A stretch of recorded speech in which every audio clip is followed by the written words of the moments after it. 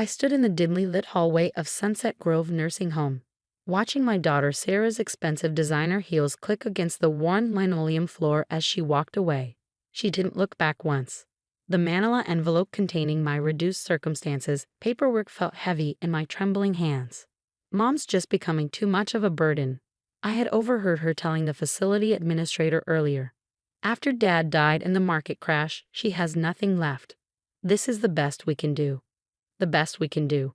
I almost laughed at the irony. This was the same daughter I had put through private school and Harvard Law School. The same one whose first house down payment I had covered. The same child I had given everything to. The nursing home room was small and sparse, with peeling wallpaper and a window that wouldn't fully close. A far cry from my previous life in our family estate. But I had known this day was coming. I had planned for it. Mrs. Anderson. A gentle voice interrupted my thoughts. It was Nancy, one of the kinder nurses. Would you like help unpacking? I smiled weakly, clutching my single suitcase. No thank you, dear. I can manage. As soon as she left, I pulled out my old flip phone. The one Sarah had mockingly called a dinosaur last Christmas when she gifted me a smartphone I never used. I dialed a number I knew by heart. Martin? It's Eleanor Anderson. Yes, they did exactly what we expected. It's time. Martin had been our family lawyer for 40 years. He was one of the few people who knew the truth. The real truth about the Anderson fortune. The safe, he asked. Yes, open it tomorrow, just like we planned. I could almost hear him smiling through the phone. With pleasure, Eleanor. I've been looking forward to this day. After hanging up, I sat on a thin mattress and pulled out an old photograph from my wallet. It showed a younger version of myself standing next to my late husband James. Both of us beaming in front of our first investment property. That was before the tech boom, before James's innovations changed the industry, before we became one of the wealthiest families in the state. But Sarah never knew about most of it. We had raised her to value hard work, to earn her own way. Unfortunately, somewhere along the line, she had learned the wrong lessons. The more successful she became as a corporate lawyer, the more she looked down on what she perceived as our simple lifestyle. When James died last year, I played along with her assumption that the market crash had wiped out our fortune. I let her believe I had lost everything. I watched as her visits became shorter, her calls more infrequent, her tone more condescending. Mom, you really should have invested better, she lectured me last week. Now look where you ended up. If only she knew about the hidden safe in James' old study. The safe that contained not just documents, but the truth about the Anderson technology empire. The empire that was still very much intact, carefully hidden in offshore accounts and shell corporations. James and I had built everything from nothing. We knew the value of money, but more importantly, we knew the value of character. We had hoped Sarah would learn the same. This was our final test, and she had failed spectacularly. Looking around my shabby new room, I felt a strange sense of peace. Tomorrow, Martin would open the safe in the presence of the estate executor. Tomorrow, Sarah would learn that her mother wasn't destitute at all. Tomorrow, she would discover that the Anderson fortune, all $4.8 billion of it, was being donated in its entirety to educational charities for underprivileged children.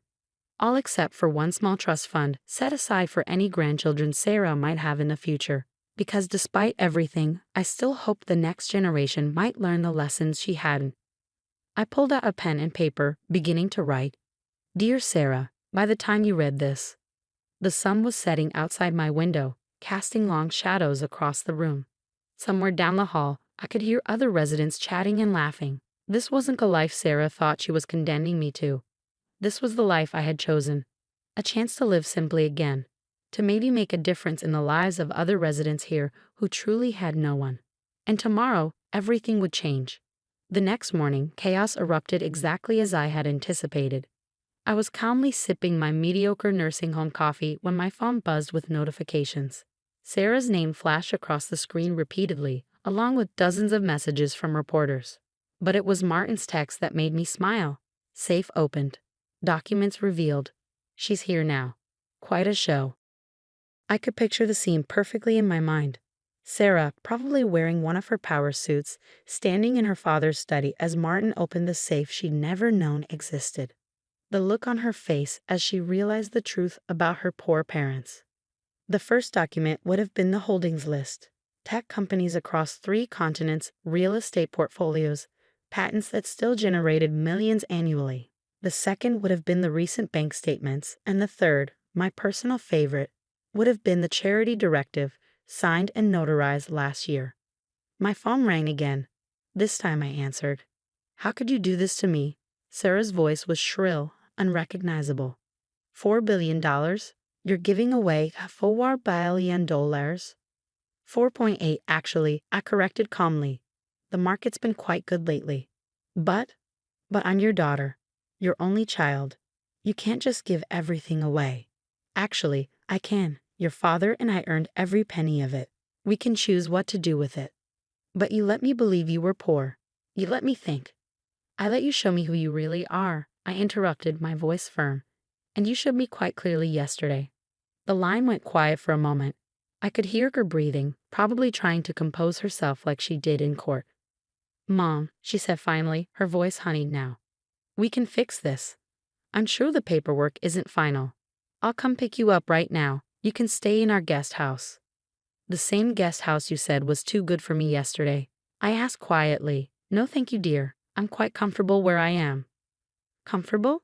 It's a dump. I only put you there because I thought. Because you thought I was worth nothing without money. I finished for her. That's exactly the problem, Sarah. That's why every penny is going to help children who understand the value of education and opportunity better than you ever did. I heard what sounded like papers being thrown. The press is already calling. Do you know how this makes me look?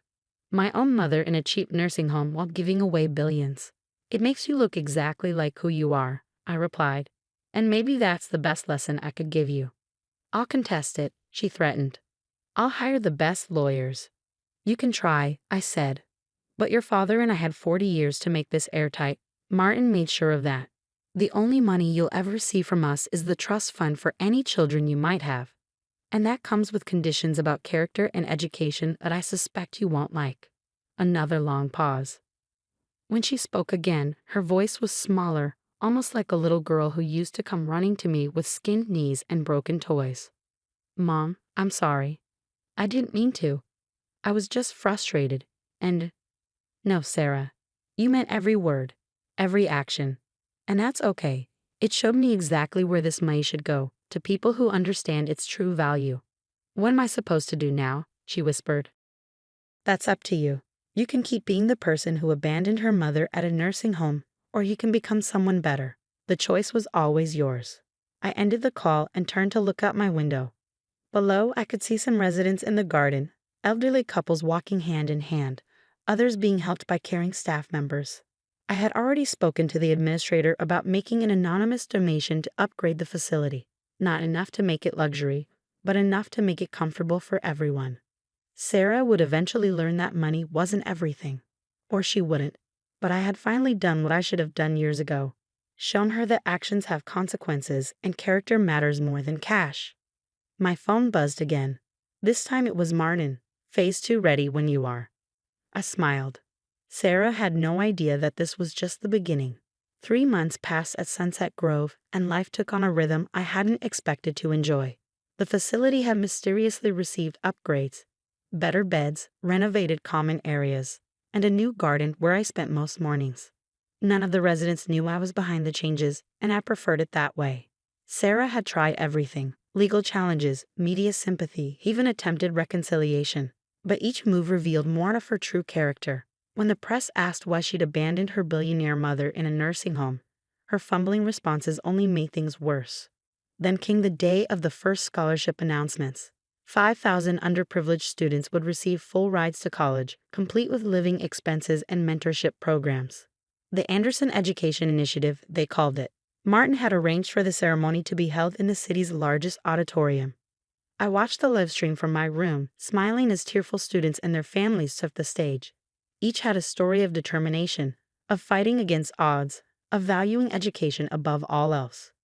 These were the kind of people James and I had been before our success. Hungry for knowledge, eager to make a difference. My phone buzzed. Sarah's name appeared, but this time, the message was different. I saw the ceremony. I finally understand. Can we talk? I invited her to come to Sunset Grove the next day. When she arrived, she wasn't wearing her usual power suit. Instead, she was in simple jeans and a sweater, looking more like the daughter I remembered. "You look different," I observed as she sat beside me in the garden. "I feel different," she admitted. "I've been doing a lot of thinking. Watching those students today, it reminded me of the stories you used to tell about you and Dad. How you started with nothing." I nodded, waiting. "I forgot all that," she continued. "I got so caught up in status and showing off, in being the successful daughter of supposedly failed parents, I became exactly what you and Dad tried to prevent." "Recognition is the first step," I said quietly. "I've been volunteering at a local education center," she said, "teaching law basics to high school students. It's actually fulfilling. More than corporate law ever was." For the first time in months, I saw a glimmer of the daughter I'd raised. "Your father would be proud to hear that." "I'm sorry, Mom, not just for the nursing home, but for everything before that. For becoming someone you had to teach a lesson to." I reached over and took her hand. "The lesson wasn't about punishment, Sarah. It was about legacy. Your father and I didn't build our fortune to create a privileged care. We built it to make a difference." "I understand that now," she said, tears in her eyes. "And I want to help. Not with the money. I know that's gone, and I'm okay with that. But maybe I could work with the foundation, use my legal experience to help set up more scholarship programs." I smiled, pulling out an envelope I'd been keeping for this moment. "Martin helped me draw up some papers. If you're serious, there's a position waiting for you. Director of Legal Advocacy for the Anderson Education Initiative. But it comes with conditions." "What conditions?" "You'll be working directly with scholarship recipients, living on a normal salary, no special treatment. Think you can handle that?" She squeezed my hand. "I'd like to try." That evening after Sarah left, I called Martin. "Phase 3, I said simply. "Are you sure?" he asked. "The change seems genuine, but James always believed in second chances," I replied. "Let's see what she does with hers." The next day, a small trust was established in Sarah's name. Not enough to make her wealthy, but enough to help her do good work. The conditions were strict. The money could only be used for educational advocacy and community development. As I sat in my garden watching the sunset, I thought about legacy. Not the billions we'd given away, but the lessons we taught. Sarah was learning. The scholarship students were thriving. And somewhere, I knew James was smiling. My simple room at Sunset Grove didn't feel like a punishment anymore. It felt like exactly where I needed to be, watching good things grow from what we built, one student, one life, one lesson at a time. And Sarah? She was finally becoming the daughter we'd always hoped she'd be. Sometimes, losing everything is the only way to find what really matters.